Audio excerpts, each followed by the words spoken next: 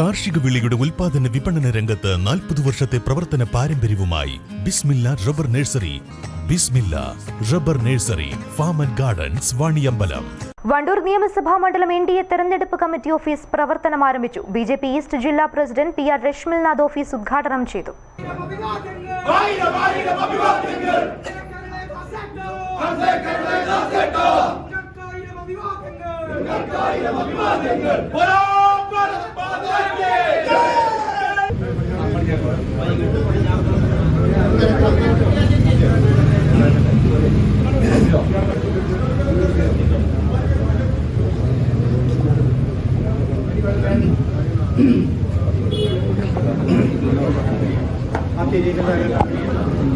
Narendra Modi government കഴിഞ്ഞ 11 വർഷമായി നമ്മുടെ ഈ രാജ്യം ഭരിച്ചുകൊണ്ടിരിക്കുന്നത്.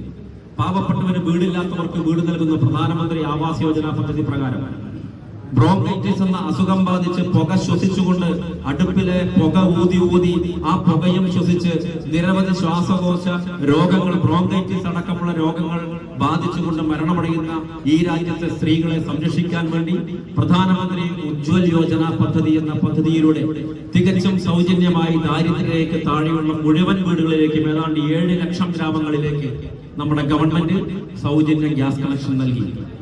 അതുപോലെ തന്നെ നമ്മളൊന്ന് ചിന്തിക്കണം, കോൺഗ്രസിന്റെ ഭരണകാലത്ത് ഈ ലോകത്ത് ഏറ്റവും കൂടുതൽ പാമ്പ് കടിയേറ്റ് മരിക്കുന്ന സ്ത്രീകളുടെ എണ്ണം ഏറ്റവും കൂടുതലുള്ള രാജ്യം ഇന്ത്യ രാജ്യമായിരുന്നു.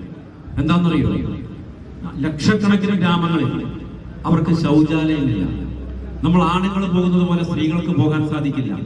രാവിലെ സൂര്യൻ ഉദിക്കുന്നതിന് മുമ്പ്, വെളിച്ചം വരുന്നതിന് മുമ്പ് ആ ഗ്രാമങ്ങളിലെ പാവപ്പെട്ട സ്ത്രീകളും അമ്മമാരും പെൺകുട്ടികളും അടങ്ങുന്ന ആളുകൾ കുറ്റിക്കാടുകളിലേക്ക് പോകണം അവരുടെ പ്രാഥമിക കർമ്മങ്ങൾ നിർവഹിക്കാൻ വേണ്ടി.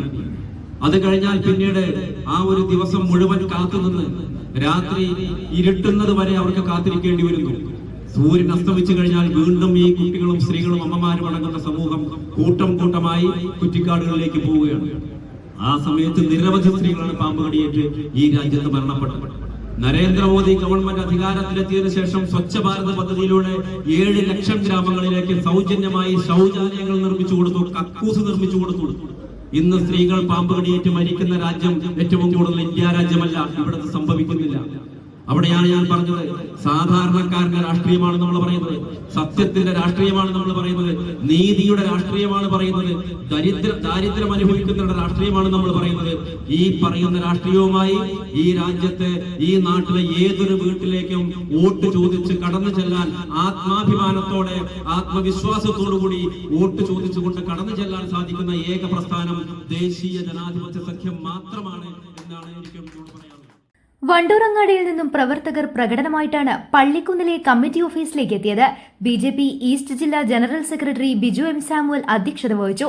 NDA സ്ഥാനാർത്ഥി P. കുമാരദാസ്, വിവിധ സംഘടനാ നേതാക്കളായ Shaji Mon, advocate Sunil C. Kuttappan, Sunil Bose, Sathidevi, CP Arumukhan, Devadas, Pramod Kalikavu, Manoharan, EM. Balakrishnan തുടങ്ങിയവരും പങ്കെടുത്തു.